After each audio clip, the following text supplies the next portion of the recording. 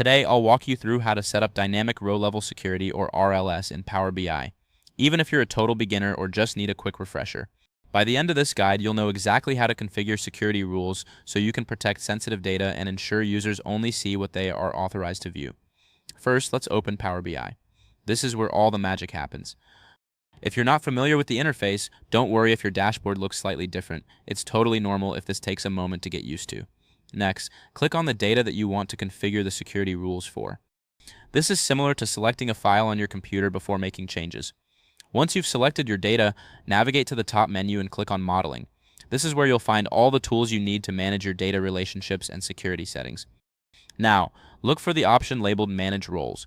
This is where you can create and modify the roles that will dictate who can see what in your reports. Click on it, and you'll see a new window pop up. In this window, click on New to create a new role.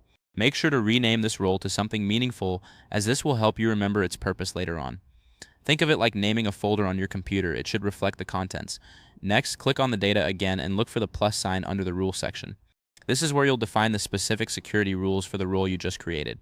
It's important to set these rules accurately to ensure the right data is visible to the right users. Remember to always save your changes.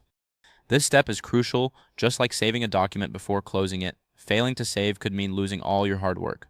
Finally, it's time to test the roles you've set up. Click on View As beside the Manage Role button.